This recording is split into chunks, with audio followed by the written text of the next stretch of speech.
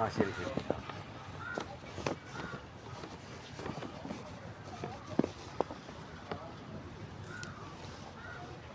യേശു ഇതുവരെ കുരിശിൽ നിന്ന് ഇറങ്ങിയിട്ടില്ലല്ലേ?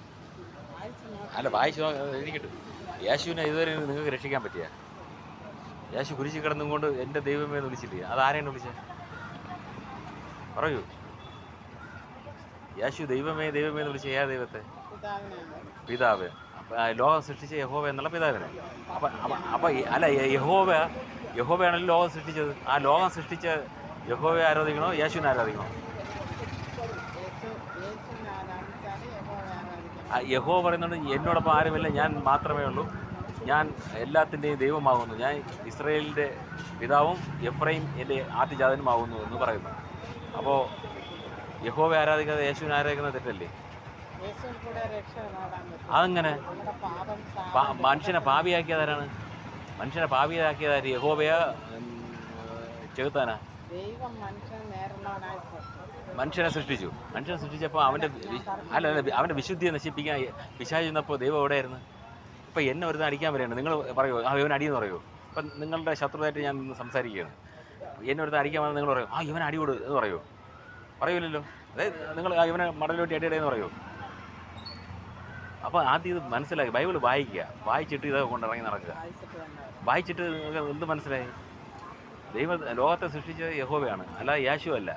യേശു എങ്ങനെ പാപപരിഹാരം നടത്തി? യേശു കുരിശിൽ നിന്ന് ഇതുവരെ ഇറങ്ങിയിട്ടില്ല. ആ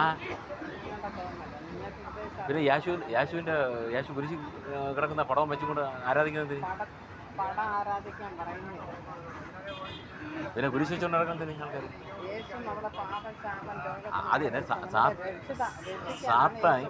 സാത്താൻ മനുഷ്യൻ്റെ വിശുദ്ധിയെ നശിപ്പിക്കാൻ, യാതൊരു തോട്ടത്തിലുള്ള മനുഷ്യൻ്റെ വിശുദ്ധിയെ നശിപ്പിക്കാൻ വന്നപ്പോൾ പിശാച് വന്നപ്പോൾ യഹോവ എവിടെയായിരുന്നു? പറയൂ. ഇപ്പം എന്നെ അപ്പോൾ ദൈവം അറിയാം. അപ്പോൾ ദൈവം തന്നെയല്ലേ ഈ മനുഷ്യനെ പാപിയാക്കിയത്? അപ്പം അങ്ങനെ പാപിയാക്കണം. ഒരു അതന്നെ കൊച്ചു കുട്ടീൻ്റെ അടുക്ക നിങ്ങൾ മുളക് പൊടി കൊണ്ട് വെച്ചിട്ട് പോവേണ്. അപ്പോൾ ആ കൊച്ചു കുട്ടി എന്തായിരുന്നാലും എടുത്ത് മുളക് പൊടി എടുത്ത് എൻ്റെ പുറത്തോടെ ഇടും. അപ്പോൾ നിങ്ങളെ മോൻ്റെ വീട്ടിൽ നിൻ്റെ ഉടുപ്പും നിൽക്കണോ കഴിവിടാന്ന് പറഞ്ഞിട്ട് പോവേണ്. അപ്പോൾ നിങ്ങളെ മോൻ അത് ചെയ്തില്ല. വന്ന ഉടൻ തന്നെ നിങ്ങൾ വീട്ടിൽ നിന്ന് വെളിയിറക്കി പടിയടച്ച് പിണ്ടം വയ്ക്കുമോ? അല്ല, ഞാൻ ചോദിക്കട്ടെ, നിങ്ങളുടെ മകൻ നിങ്ങൾ പറയും പോലെ കേട്ടില്ല, നിങ്ങൾ അതോടുകൂടി ആ കുട്ടിയെ വീട്ടിൽ നിന്ന് വെളിയിറക്കി? അല്ല, യേശു ആരെ സംരക്ഷിക്കും? യേശുവിനെ സംരക്ഷിക്കാൻ യേശു പിന്നെ പറ്റിയില്ല.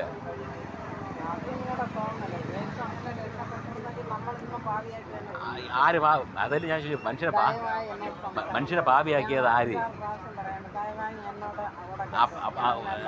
നിങ്ങൾ മനസ്സിലാക്കുക, ഇത് മണ്ടത്തിനാണ് ഈ ബൈബിൾ എന്ന് പറയുന്നത്.